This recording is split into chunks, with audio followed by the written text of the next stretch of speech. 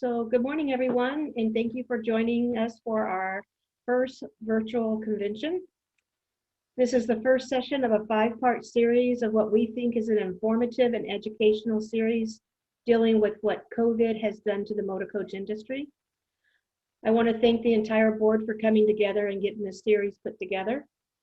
To those of you that are, CBA is a professional association for the bus industry in the state of California. It represents bus operators at the state level of government and retains a professional legislative advocate in Sacramento to keep the association informed on pending legislation affecting the bus industry. We have an annual spring maintenance seminar where technicians from across California come to learn the latest technology and best practices to keep the coaches operating safely. Each year in Sacramento, we hold a charter party carrier roundtable discussion with the various agencies that regulate our industry. This results in better understanding between the operators and regulators. The annual convention, which we wish we were able to do in person this year, is held in October. It's a great way to connect with the industry vendors. It's informative, educational, and lots of fun. We hope we can be together next year at the Westin Lake, Las Vegas, October 24th through 26th. And so now we'll get on with the show here. I'd like to introduce our moderator for today's session. It's Dave Johnson. Dave started his finance career in 1985 at GE Capital. He has experience in both municipal financing and commercial vehicle financing. He gravitated to the motor coach industry in 1997. He attended his first CBA meeting that same year. He has an undergraduate degree and an MBA from the University of Minnesota. He is the proud grandpa of one with 2 more on the way. So before his hands get too busy with all the grandkids, I'd like to turn it over to him. Thank you, Vicki. Let's see, for the next hour or so, we want to provide you with an update regarding payment modifications, expectations from lenders, and other items pertaining to financing in the motor coach business. So I'll start off by saying that I'm no Mike Wallace, but I think our panelists will be better behaved than the panelists were on Tuesday night. So again, we're all friends here. So our panelists consist of Mike Pouncey from Essentium, Kelly Beaumier from Edson, and Ryan Goulant from TCF. Next slide, Michael. So Mike Pouncey, will you talk a little bit about yourself and Essentium? Oh, did we lose Mike? I think we lost Mike. Can you hear me, Dave? Oh, yep. You're on, okay. Mike. Hi, everybody. I first got started in the industry back in 1998 when I was a little bit younger than I am now. Joined Essentium Capital in early 2019. We're a lender that specializes in only commercial lending, founded in 2011. We last year funded about 1.5 billion in transactions, all across the different industry segments that we're in. And we serve quite a wide variety of industry segments. And then in April of 2020, we were purchased as a subsidiary of Regions Bank. So that's a little bit about us and our background. A couple of years ago, the company made a decision to really focus on the various titled asset groups such as buses, motor coaches, school buses, cement trucks, dump trucks, trash trucks, all that good stuff. And here we are today, and happy to be part of the call. Thank you, Mike.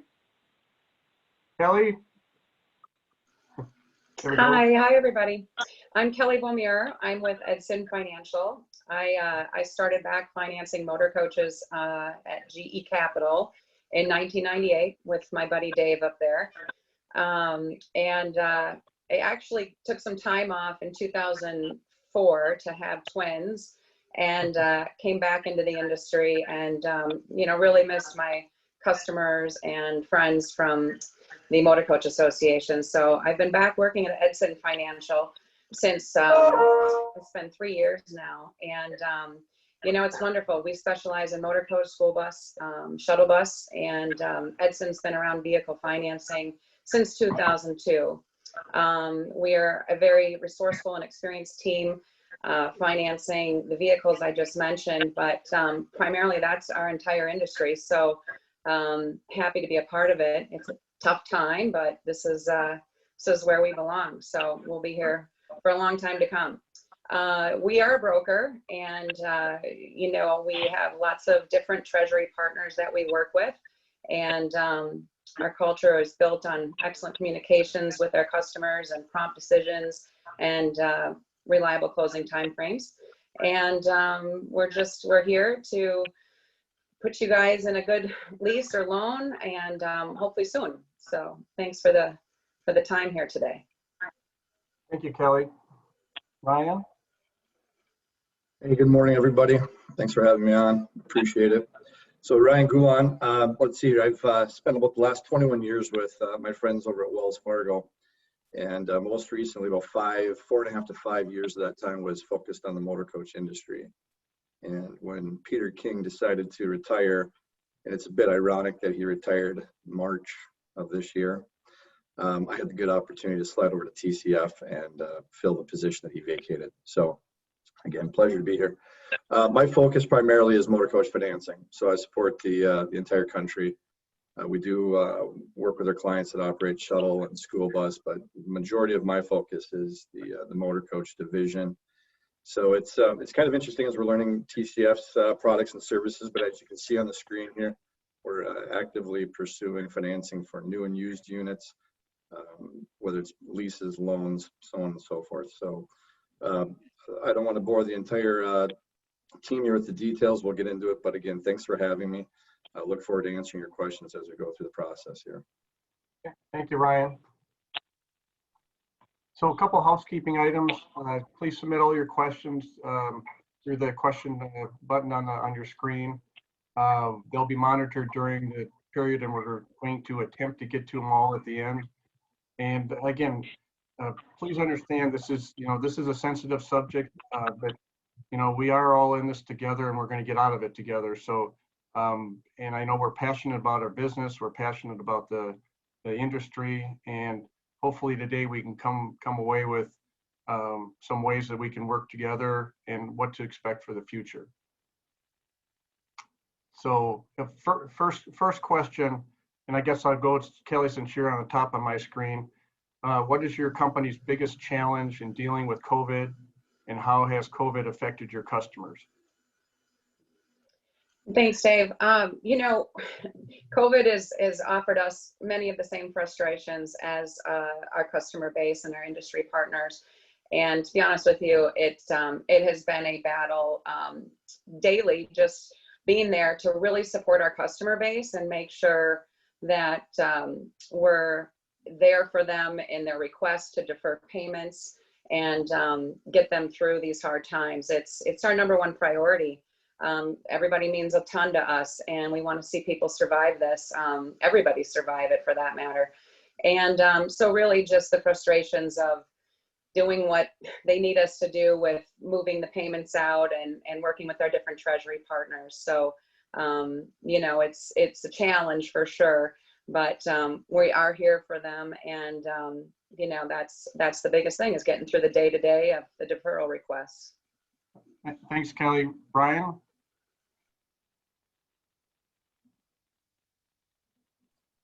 There we Brian, go. Yep, I'm here. Take Well, yep, you got me right. I would, there's a lot that's been a challenge.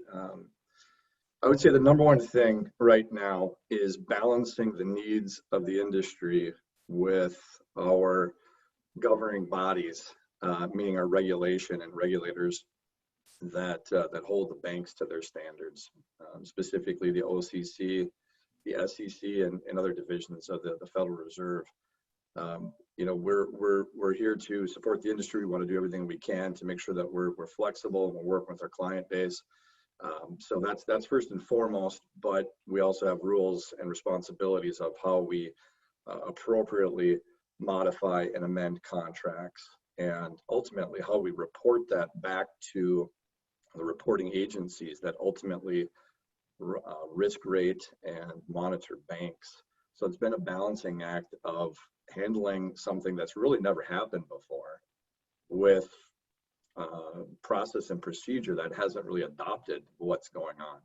So it's a bit of a kind of a give and take. I feel like we've done a really good job of being flexible and doing what our clients need and relaying that information back to the OCC and other organizations that govern us to let them know this is the reality, and we need to be flexible on this. And there's going to be some aftermath that we'll have to figure out, but at this point, it's like I said, it's just really trying to balancing those two components.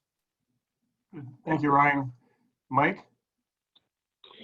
Yeah, I for us, it's really just been the uncertainty of going through something that not only our industry, but so many others are going through. So the uncertainty, there's not a playbook for it, and we kind of go through it every day and figure out, what we need to do. And to piggyback off of what Ryan said a little bit, it's the things that we have to do behind the scenes as a lender for regulation purposes and things like that. And it's a balancing act of those requirements, but also the needs of the customer and what's going on in the industry. So it's continuing to educate, internally with what the industry needs and why the industry is going through what it is, and then balancing that with helping the customer and living by the regulations that, haven't changed a whole lot with what's going on to what they were before this started. So it's kind of a balancing act, and every day there seems to be a new challenge, but we just continue to work through it day by day and on a case-by-case scenario.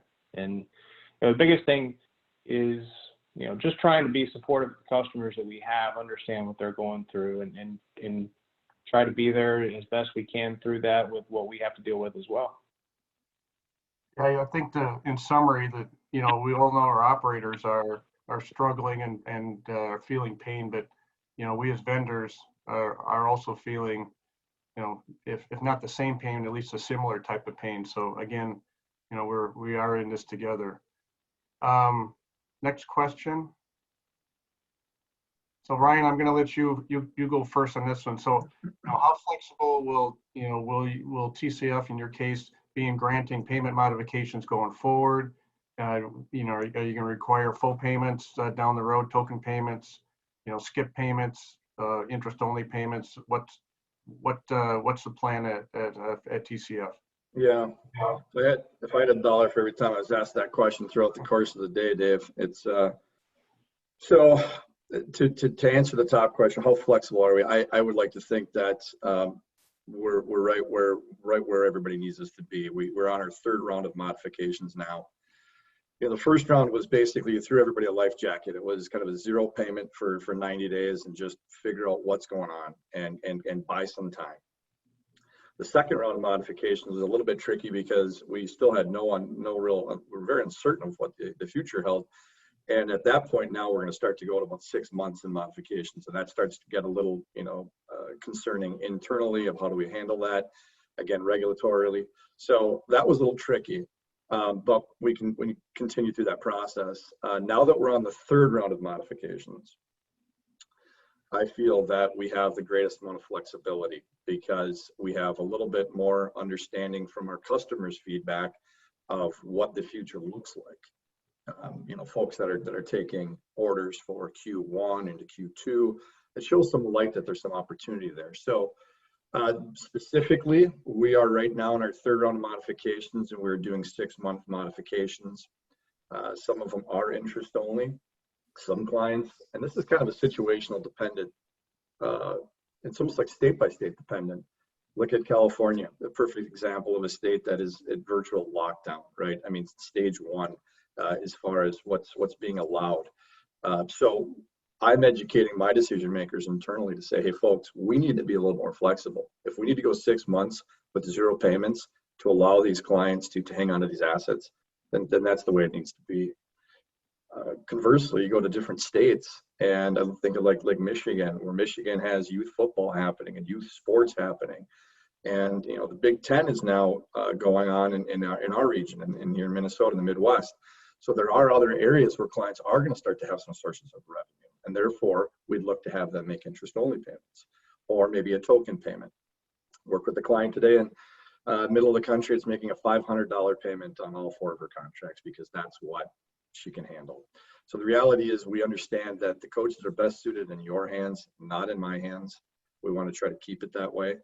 We also understand that insurance is a big component of it right now, and there's some changes there too. So we're trying to be mindful of that. So my goal is to continue to be flexible throughout this next 6 months. Good, thank you. Mike, do you have anything to add?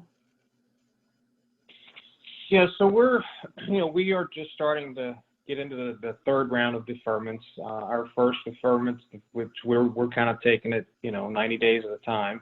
Our first deferments, we just basically moved those payments out for 90 days, resumed the term after that with no interest expense.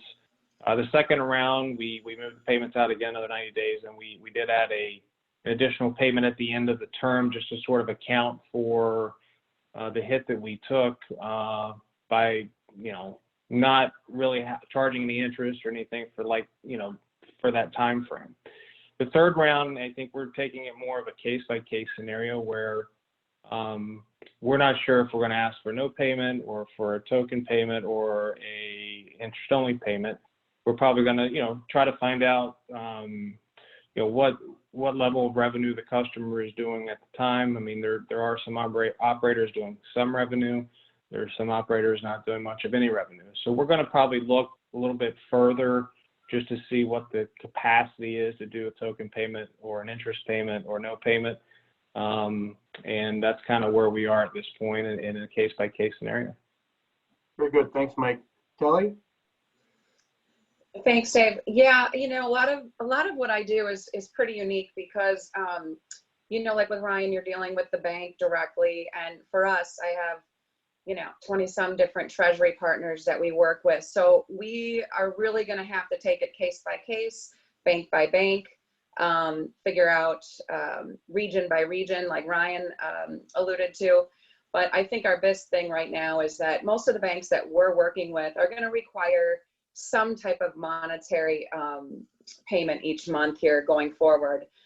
We are just starting our third round of modifications, and a lot of my customers know that they're approaching that right now, and there's still banks that are finishing their second rounds of modifications. So it's been a challenge, and it's definitely going forward. I think that you're probably not going to see many, if any, skip payments completely.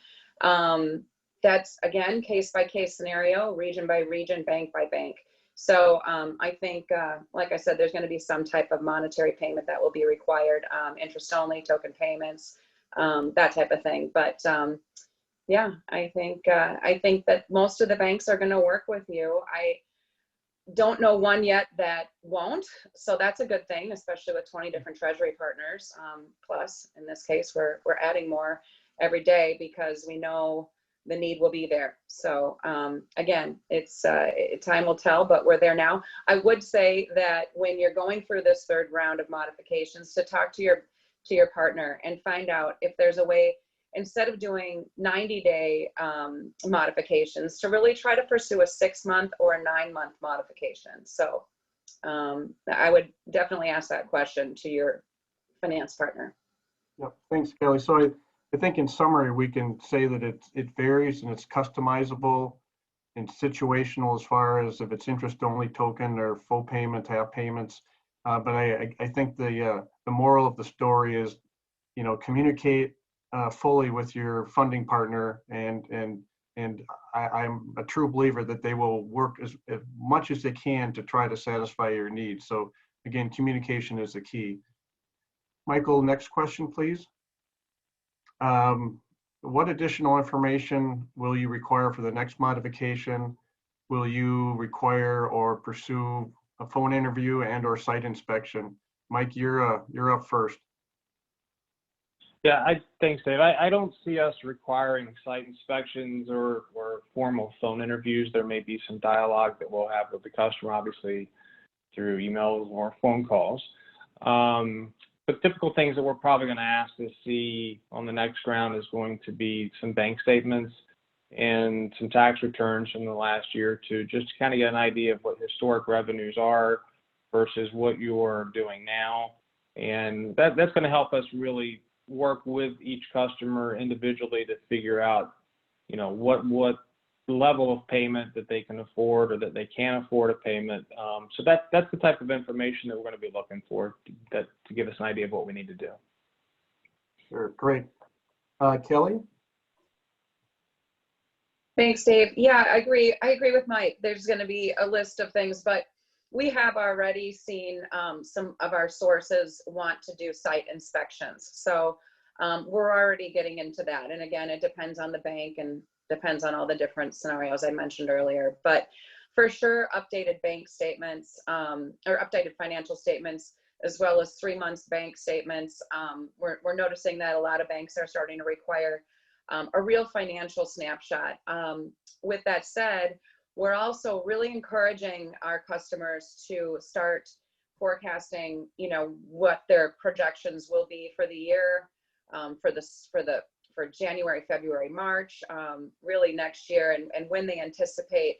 I know it's hard right now, but just trying to figure out some type of projections, I think, will be huge.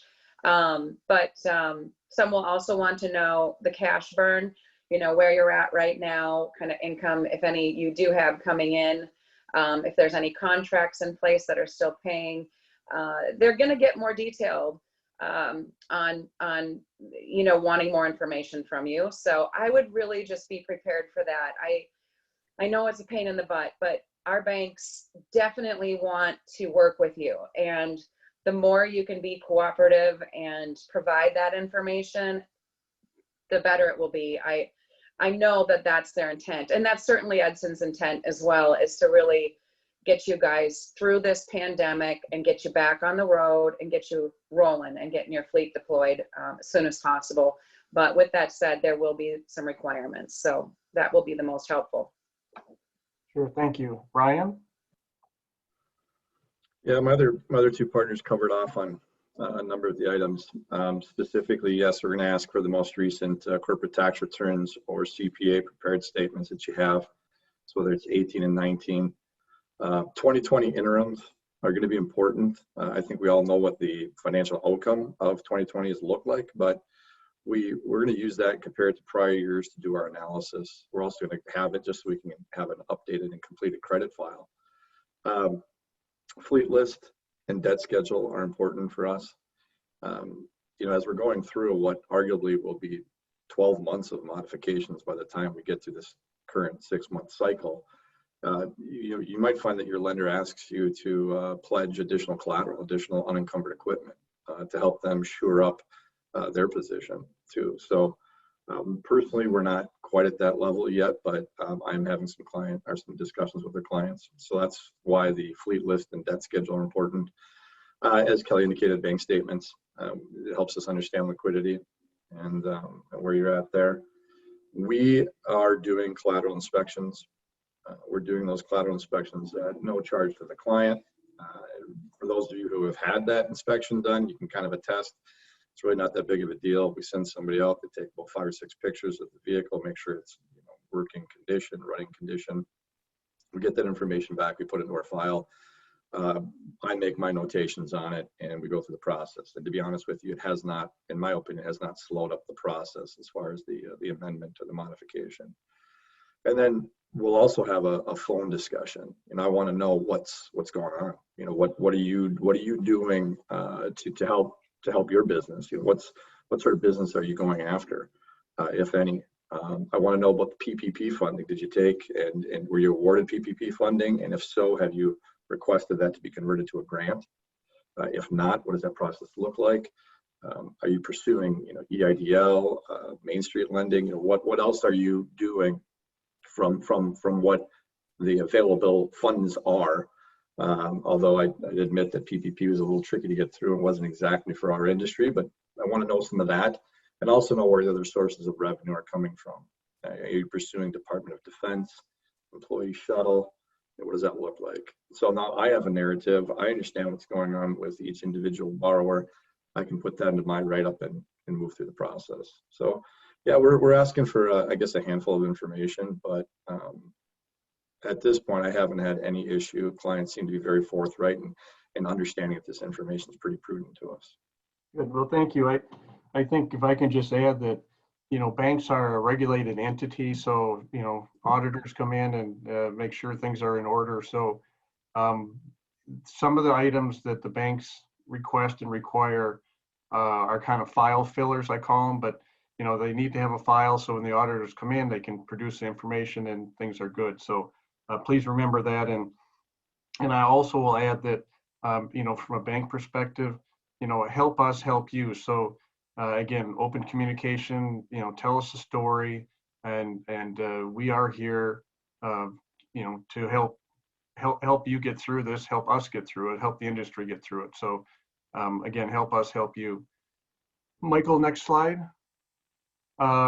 Some of you will kind of already hit on this, so maybe Kelly, just hit this real quick, and I think this question will go fairly quick, but are you granting modifications longer than 3 months?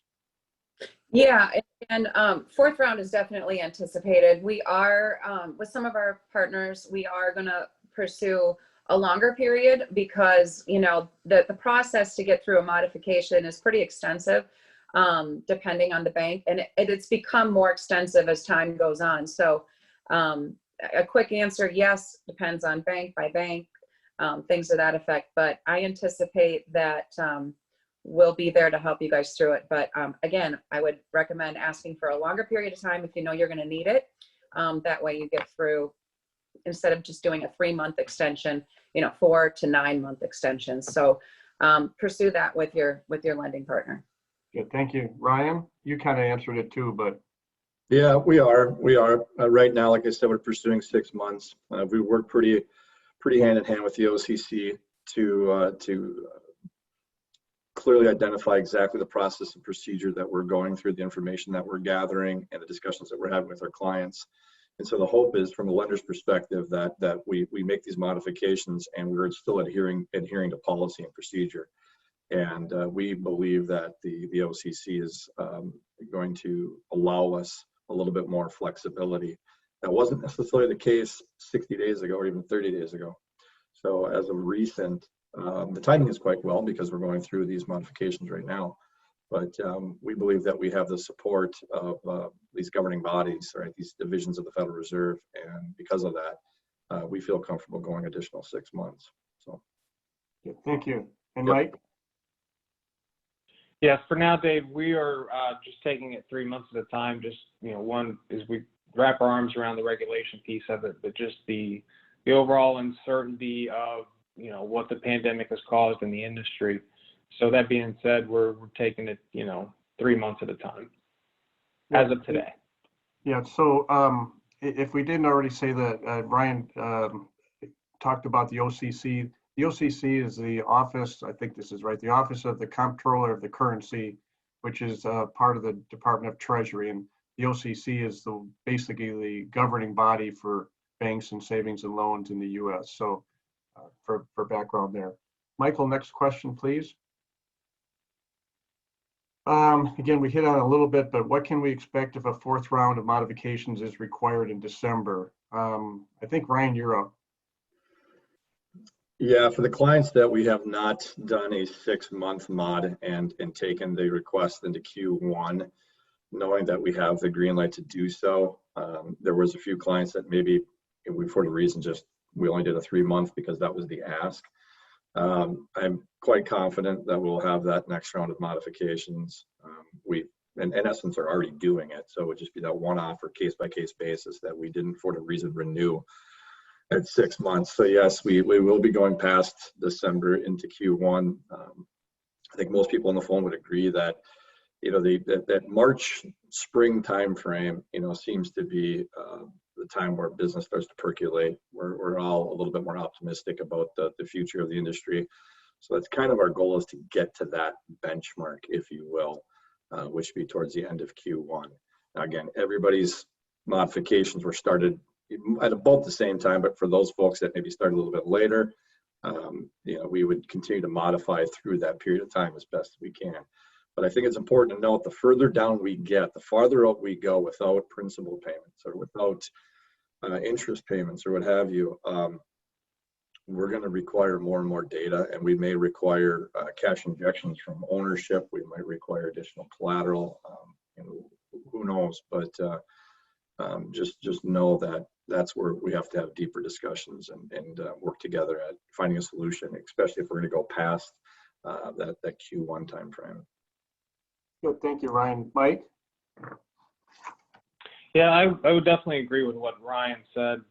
You know, we probably anticipate the fourth round that's going to come, and it's just going to require communication and information for us to make, you know, the right decisions for us and the regulations we have to live with, and for the customer as well. So, you know, as Ryan said, I think really, as we get to that February, March timeframe is the time that we all hope things sort of pick back up and for all of us. And but you know, that's kind of where we are. Thanks, Mike. Kelly?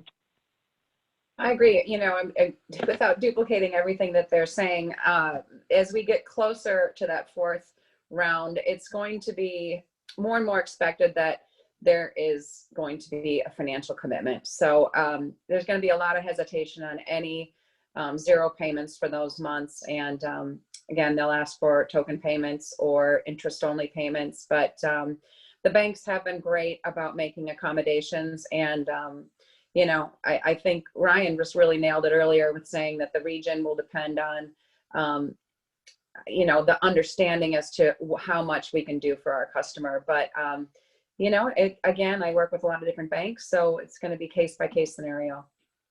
Yep. So I think the good and the bad is the bad is that most of the operators will need a payment modification number 4, or at least through, well, into next March. But I think the good news, as you can hear from our funding partners here, is that all or most are willing to you know, bridge that gap and be part of the solution. So you know, again, constant communication with your lending source, tell them what you need, and you know, again, help them help you. So Michael, next question. Sorry. So this one is maybe a little tougher, and I don't really want to put the panel on edge here, but so you can dance around this one if you want, but just don't do a Tuesday night, you know, panelist and start yelling at each other. So are you currently financing motor coaches?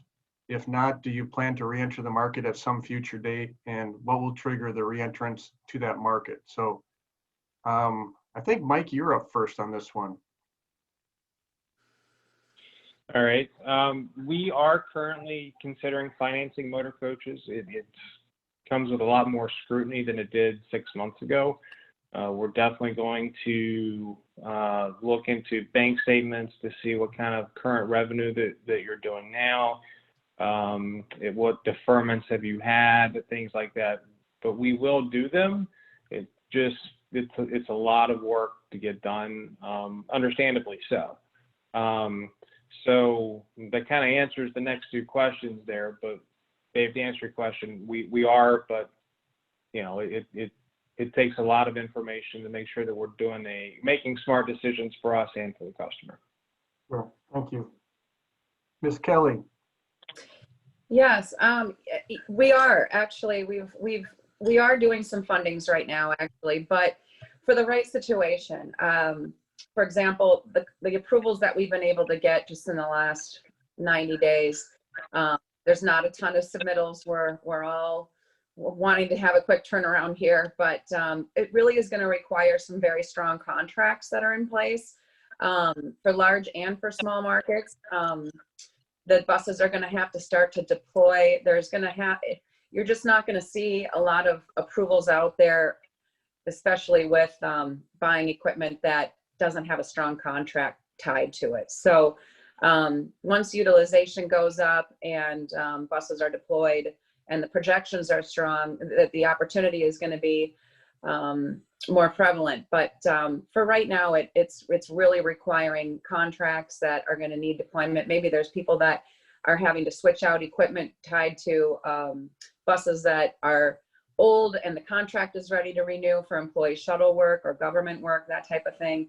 But yes, we are, and you know, we're hoping to solidify some more bank relationships with banks that are outside of the industry and our friends that are out there, because we're just right now, all of us trying to just handle our customers and get them through this pandemic. So it's important to have future partners out there. So yeah, we are, but again, strong contracts. Thanks, Kelly. Ryan? Yes, we are. A couple of stipulations. First off, the borrower cannot be on a modification right now, and most likely would prefer that they probably weren't on a second modification. So if the borrower took the initial 3-month modification because of the uncertainty, which I'd argue probably 95% of the market did, we understand that, but cannot be on a modification currently. And without going into all the analytics, the metrics need to still qualify, meaning the operator still needs to cash flow. So we understand that revenue is going to be down virtually across the nation, but we probably also expect that some of the expenses would also go down too if you furloughed employees, things of that nature. So Kelly did indicate contracts are important, and they are. So if the particular unit is tied to a contract, we've seen some government contract work that has been relatively consistent. So in that situation where maybe you're upgrading to get out of warranty piece into a new piece that has warranty, more fuel efficiency, lower the payment, yada yada. Some of it, the economics of it makes sense, but again, it's very difficult to go through the gauntlet. I mean, there has to be a good story of why someone in the current environment would be purchasing the equipment. But yeah, we actually have approved coaches. So I think that covers off on the second question. And I would add too, we understand the importance of the lender relationship and the whole ecosystem of what we're doing in Motor Coach. It's very important in order for Dave's firm MCI to sell a coach, that someone needs to help finance it. We get that. We get how this all works. So that's why we want to continue to support the industry and stay in the industry when it makes sense. So actually, I guess as I read through this, we probably covered off on all of those questions. Yeah, so I guess in summary, financing is available, but it's much different than the past. I think the past pre-COVID, if you made your payments and you cash flowed, here's your coach type of thing. And now it's you got to tell a story. There's just more justification required, and just say, I want this coach for this, and this reason, or I have this contract. So again, communication's the key. Hey, Brian. Can I just add one other thing too? I'd forgotten, one of the approvals that we looked at, part of what banks are going through right now is trying to understand what their portfolio looks like. So if, for example, if you had $180 million loan portfolio and you think that you have, a certain loan to value or loan to cost in that, now we would assume that that's lower. So as banks are looking at their own portfolios and then have a new request come in, there's a good chance that we'll probably want to shore up the deal by taking additional collateral. I have had clients willing to pledge a letter of credit, meaning they just take $500,000 and put it into a certificate or put it into an account that's leveraged, and then apply a letter of credit to TCF to be able to secure that. So it's not ideal, and that doesn't happen in a normal situation, but I think we'd agree that this isn't the normal economy right now. So there's been some unique caveats that have gone into some of these approvals. So I want the crowd to be aware of that. Thank you. Okay, next question. Within your company, so within the banks, have any of your industry segments been as negatively impacted as the motor coach industry? So I think, Kelly, we're back to you to start with. So basically my question is, we know the motor coach portfolio is hurting, but from an overall bank perspective, a portfolio, what other industries, if any, are hurting as bad as motor coach? Yeah, we're in a tough situation. There's no question. You know, for me, my primary business is this industry. It's motor coaches, school buses, and shuttle buses. And, you know, as much as diversification in the finance world is probably needed, this is my main focus, is to help my customers get through this pandemic. And so I'm not doing anything other than what we're talking about today. So I don't have a lot of input here, but you know, we've got it tough, that's for sure. So I'll let the other guys respond on that one. All right, Ryan. Yeah, actually, yes. You know, the shuttle bus industry obviously is a you know, related industry, so that's obviously been down. Maybe not quite as much as the motor coach industry, but the shuttle bus has been down for a good period of time. Our tow truck financing industry was also down. We have a number of different silos, if you will, within our commercial vehicle group, and nobody was driving. There was no place to go, so nobody's getting in an accident. So our tow truck division was down for a small bit of time. Our funeral car business was down because there was no funerals to be had.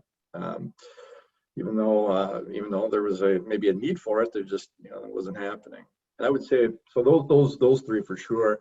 And then we also have a segment that we lend money for the kind of the fitness and the health and wellness area. So you think of like the large Snap Fitnesses and Gold's Gyms and things of that nature, Planet Fitness. You know, I don't even know if in all the states across the country, if those are even open yet. So you imagine that there's not a big demand for new equipment, and there's no utilization. So these gyms are struggling from a cash flow perspective as well. So that was a big modification that we had to do there. That's a little tricky because those aren't 7-year terms on those contracts. So it's that's one we're trying to move through and be swift about. But again, the nice thing is when you have the ear of some of the regulators, they understand that it's not just one industry, it's a number of them. So maybe we need to take a step back and really you know, relook at the policies and procedures that are governing everything that we have going on. So far, we've been pretty successful in modifying contracts in those industries. But that's probably the majority that I see. Good, thank you. And Mike? Hi, Dave. Yeah, so I specifically handled the shuttle bus, school bus, motor coach portion within our company. So those other markets have seen an impact as well. I would say motor coach, I believe, has been the hardest hit of those segments. And in our commercial vehicle group, just similar to TCF, we did see a decline in your commercial truck markets, whether that was tow trucks, things like that. Those have picked back up somewhat. And then outside of our group and what my specific market segment is with our industry, I know we do a lot of financing for hotels, restaurants, things of that nature.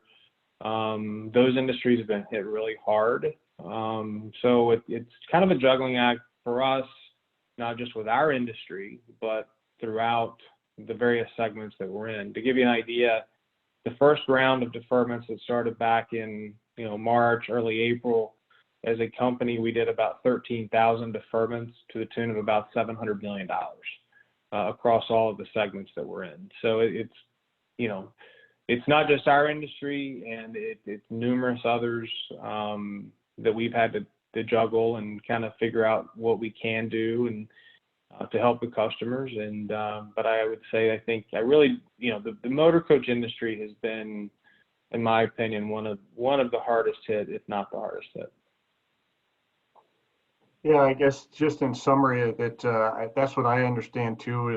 And of course I live in the motor coach space, but that we're hit hardest. But there's a lot of other industries that have been gravely affected also. And from a bank perspective, you get when you start talking the size of these portfolios that are being extended, it's a scary thought from a bank perspective.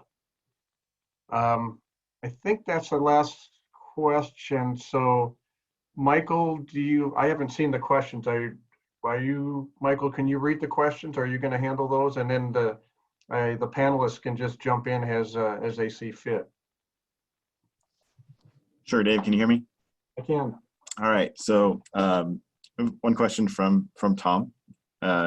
Says Governor Newsom quoted Thursday that asked if he would allow theme parks to reopen early, and his answer was unequivocally no. He says, with this kind of thinking, how can we forecast, and what would you say to include?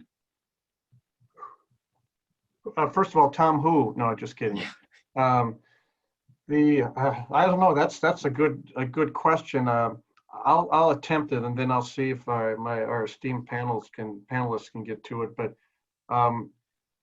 we can't predict the future, but what we on the bank side are looking for, we're looking for your projections. And if Tom says, hey, because of the governor, the theme parks aren't open, so we don't anticipate revenue ramping up until the parks open, which will be Q1.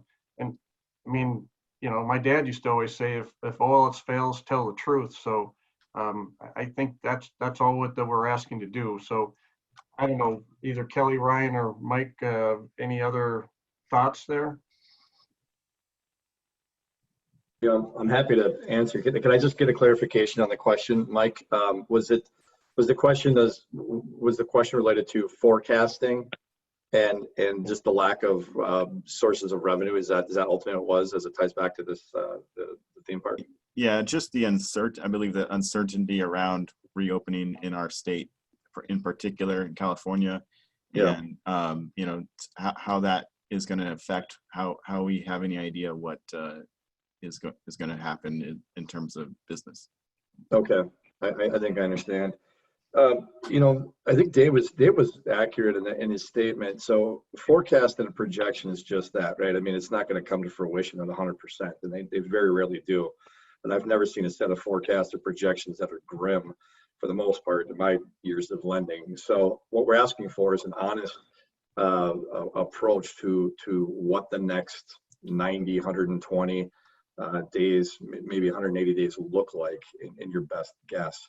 Meaning exactly what Dave said. Okay, let's start subtracting out the sources of revenue. Okay, so we know that the theme parks are not going to be there, but at least in this particular state.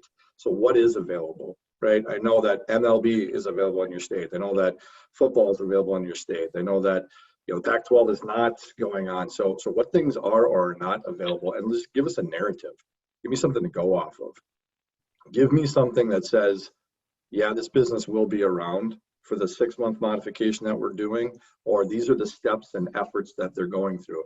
Here's the marketing efforts that I'm putting in, whether it's Facebook, Instagram. I know a Tom out there in California that did a video that kind of talked about the state of the union and what's going on. So that's the information that we're looking for. I love to see financial projections, and I love to see numbers and whatnot, but that's not necessarily as important. It is, give me the scope of what's going on in your market and what are you doing to address it. I hope that answers the question. Mike or Kelly, do you have anything else to add? Or I mean, I don't think I could say better than that. Yeah, I like what Ryan was saying, and I think when you are forecasting, it can be, well, typically we have 3 buses that run on the Disneyland, contract or work for that matter. But what we plan to do is, try and get these buses sold in a different, maybe figure out if there is a plan or a marketing plan that will allow you guys to see or forecast future business if the theme parks don't open, as an example. So really just telling the story, like Ryan said, it really helps us sell to the banks that there's proactive thinking going on. I think that can be really helpful. yeah, I think that's what I had written down too, is that I think the forecast, that your forecasting shows that you're planning and at least thinking about the future. And then again, being proactive is typically better than being reactive. Michael, is there a next question? A follow-up from Tom Giddens as well. Is there anything we can do to ask for relief on the banks on the regs? And if so, who should we contact?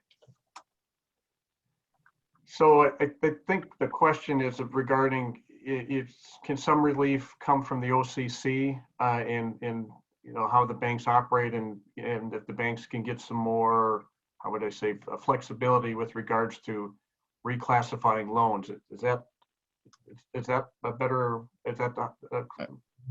I think so, yes. I'll leave that to the panelists, because I mean, I think we're already seeing that, the OCC is being flexible, in allowing us to take an asset that may not be generating any revenue, but that are classifying it in the way that we need it to be classified in order to keep offering modifications. So,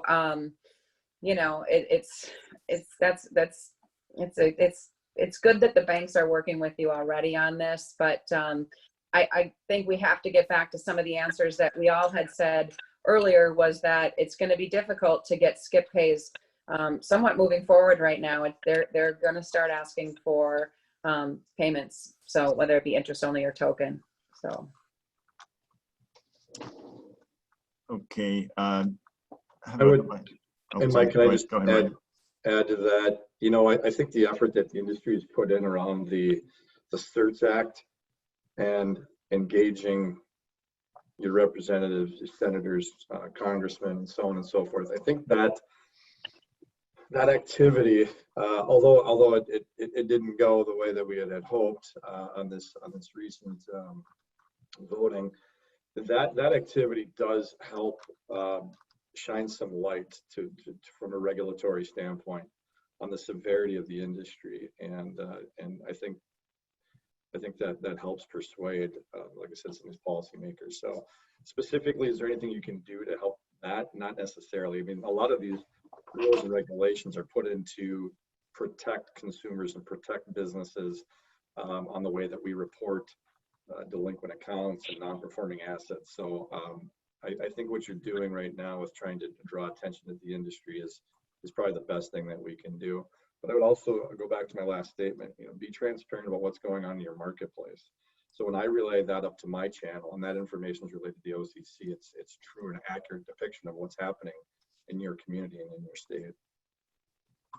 and Tom, just to add to try to address your question too, I have talked to many lenders, banks, funding sources out there, and I've heard from many of them that they've said that no matter what the regulations are or how they have to classify the loan, that's secondary to getting everybody through this process and getting the industry back to normal and the loans back to normal. So basically, the comments I'm getting from people are that, yeah, let the bank presidents handle that part of it, but we got our job to do here, and that's to get our customers through this process.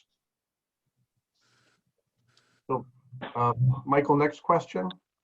I have a question from Bill Allen. He says, should we choose to prepay these loans if we get other money from the stimulus package? Will we be held to the prepayment clause? Wow, that's a nice problem to have, Bill. I'll let everyone there. I would guess that prepayment premiums would be adjusted, if not eliminated, but I think it's going to be situational, case by case. So I don't know, the panelists, I'll let you after it. Sounds like MCI is going to pay the fees, so that's great. Just my opinion.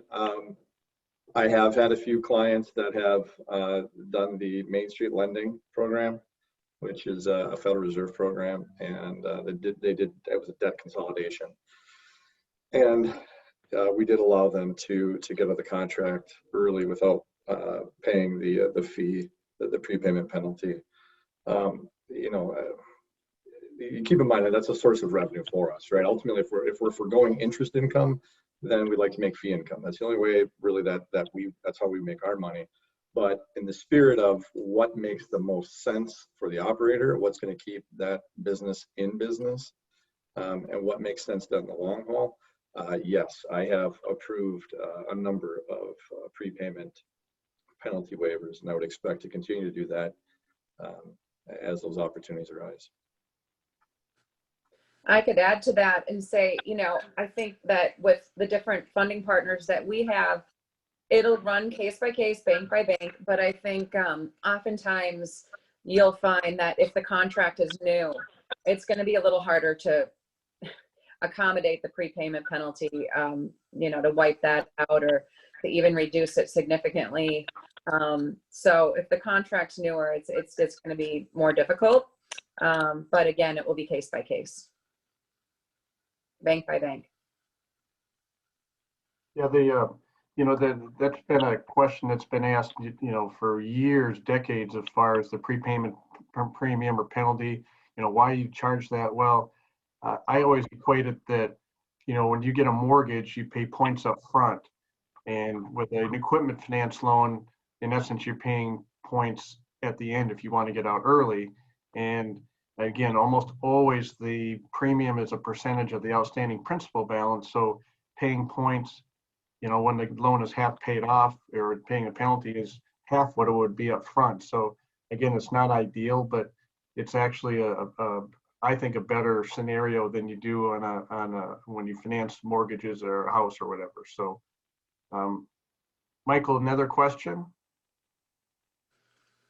Yeah, Josh Punny has a question. I'm going to try to let him answer that directly. Josh, if you can unmute yourself and ask a question.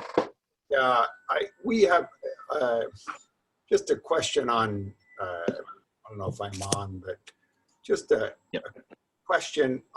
We're trying 3 pieces in state government. We need your support and your state industry association support.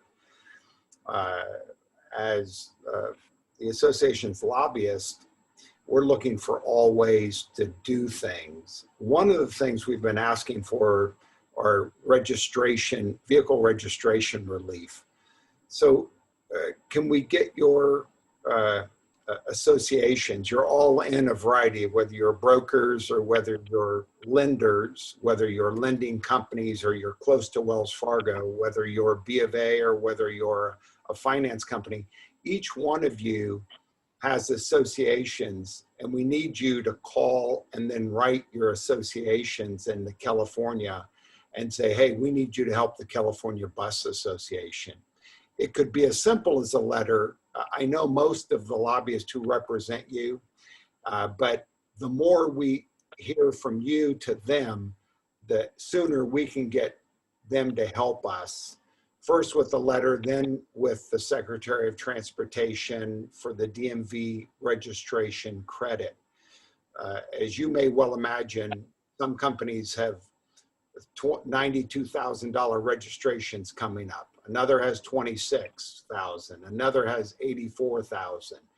And they haven't been able to use the buses. So we need that commitment. We need you to all get on the line with your industry association and say, hey, we need some help with the California Bus Association right now. It's a matter of whether some of these companies, as I heard from one over on Saturday, called me, can I last 2 more months?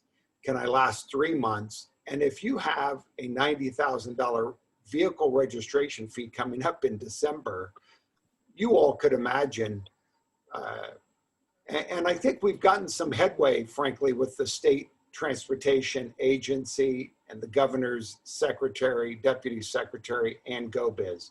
So I'd like to hear if each of you could get on the phone, and if you don't know who they are, I can tell you. If you just, we can talk about it. Yeah, I know, speaking on behalf of Edson, that Nick Rocco, our president of Edson Financial, many of you probably know him from seeing him around the trade shows and just being an industry veteran, but he's very involved with that. And I know he works with the ABA and Peter Pantuso trying to advocate on behalf of the industry, especially in the finance side. So yeah, he is currently working on a lot of that. I'm just really handling the customer base and modifications at this time, but know that Edson Financial is actually doing that as we speak.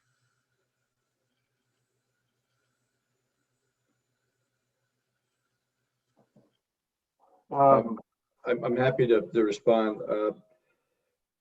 although I'm not quite sure how to. So maybe we could even have a discussion about this offline. From the banking perspective, we certainly have lobbyists to impact the bank and what we do. I don't know that that would tie into this industry specifically, so I'm not quite sure how to leverage the lobbyists that we have. We certainly do participate in a ton of different associations, and we are, I specifically am trying to do my best to support those associations and make sure that my constituents, my management team, my credit team, whatever, are aware of what we need to do internally. But if I'm missing something as far as how to impact it externally and what we can do as an organization, let's set up a time, let's have a call, let's make sure that I understand what that looks like, because my guess is if CBA needs it, Banny needs it, South Central needs it, and everybody else. So I'm more than happy to assist. Thanks for bringing that up. Thank you. We can take that offline. Yep. Yeah, and I would be happy to be part of that discussion offline as well, whatever we could do to help. Thank you. I have another. Michael, we still got time. We're time check. We're doing pretty well. So yeah, I think we just keep going through the questions. Yeah, I think I got one more here. So I have a message from Jolie Ginsburg asking about, are there loans that will be open for tour companies? I'm having trouble finding new loans to be able to get me to spring 2021. It seems tour companies have been excluded from lending opportunities because on a whole, they're not operating. Is it being looked at as too risky because there's no positive prospects for travel in the near future?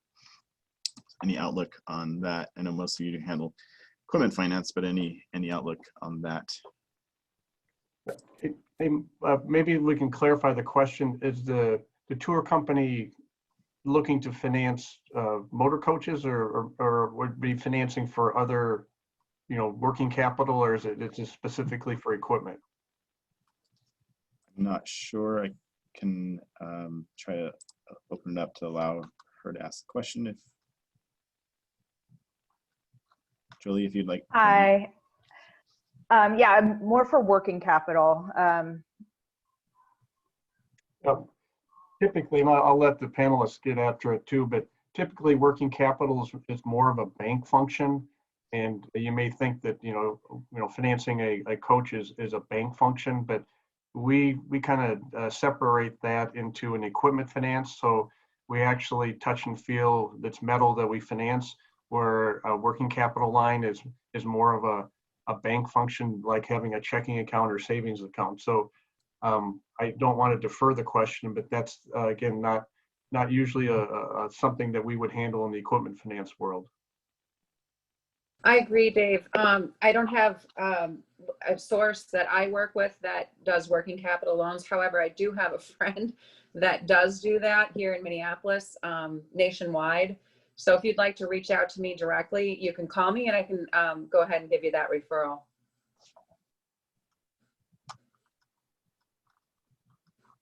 Yeah, I don't personally do a lot of working capital financing. Generally speaking, that's kind of tied to current assets, so your inventory and your accounts receivable.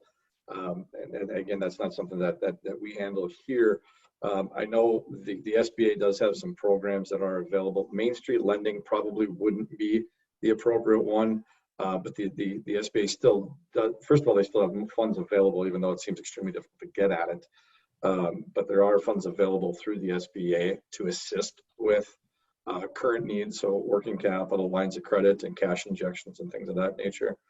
But unfortunately, I wish I was a better resource for you, but I'm not. We actually do have a department within our company that does working capital. The problem that you're going to have there is that's going to be tied to current revenue. And they look at that revenue and the ability to repay that working capital. And the revenue typically is, they're going to look at it over the last year, last several months, and that's what's going to hinder those opportunities. You're happy to contact me and I can put you in touch with that department. It's not something I handle, just like the rest of the panelists, as Dave said. I mean, what I do is stuff that we can touch and feel in the buses that have the tires on. So, but those are the sort of the challenges that you'll run into with the working capital. Michael, did you say you had one more question or is that it? I think that's it. Tom did type in that he wants to make sure we thank you all for all the work you guys have done for us to help everybody's situation. It's greatly appreciated. So thank you.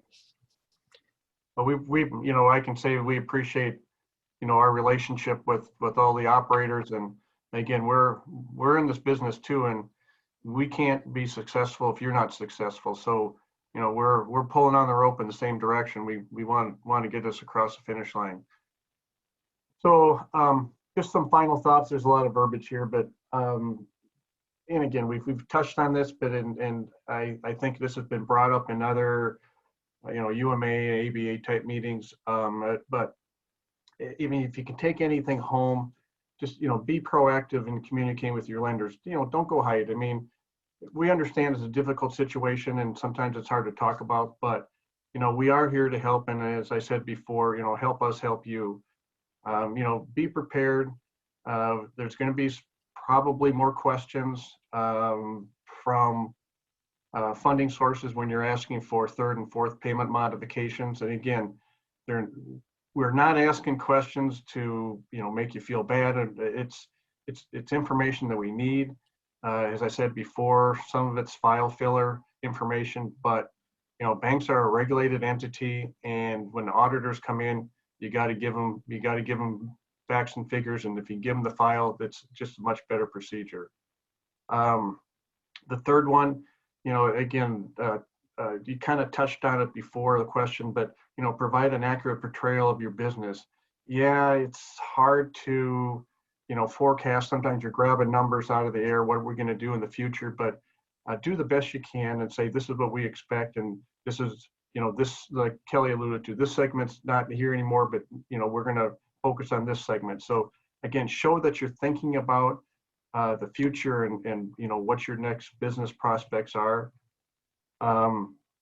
The fourth one, and this came up I think before, but talk to your customers, and maybe get some information when they're going to be up and running again, so that you can better formulate your forecasts. We are collateral people. Banks are collateral. They like to know that their collateral's being in good shape. And we talked earlier about possibility of inspections, site inspections, but reinforce to the bankers, to your funding partners, that the coaches are being maintained. And one could argue that the coaches are, as a whole, the fleet in North America are the best maintained right now than they ever have been, because PPP money with that goes towards paying a mechanic, and the coaches aren't moving. So the mechanics, they're kind of like fire trucks. They've been polished to within an inch of their life. So again, reinforce the collateral condition to your bankers. And lastly, just think about your business and what you need to get to the recovery, and how much money you think you need. And to talk before with about cash burn, do that calculation. What more do you need? And again, bring that up with your funding partners when you negotiate the payment modification, so that you can say, hey, I have this much, but I need to have this much set aside, and that will help determine the amount of payment that you get for your next modification. I don't know if there's any other questions that people have. I believe that the slide deck, and I think this is also being recorded. Vicki can help you with that, but my final comments are just thank you for the panelists for taking time out today. Thank you for the operators and the vendors for being on board. And I'll say it one more time. We're in this business. We're in it together, and we're going to get out of it together, this issue. So again, we just keep communicating, keep banding together, and we'll get there. I'd like to thank Dave and Kelly, Mike and Ryan for your information and your time. And also, yes, it is being recorded. Michael can tell you how to get it. But make sure that you register for next week's seminar, which is our manufacturer's update. And pertinent question of whether warranties are being extended will be asked, so stay tuned. Michael, I'll let you take over and let them know how they can get the recording. Yeah, there'll be a follow-up email sent out in a few days to have a link with the recording. So just be able to click on the link and have it. And we will also send out additional, you can register for the upcoming sessions with the email that came out this week, or we'll also be sending out additional emails with that information as well. So be on the lookout for that, and please register for our additional sessions. Thank you. Thanks to the panel. Good night. Thanks for your time. Appreciate it. Thank you, everybody. Thank you. Thanks, everyone.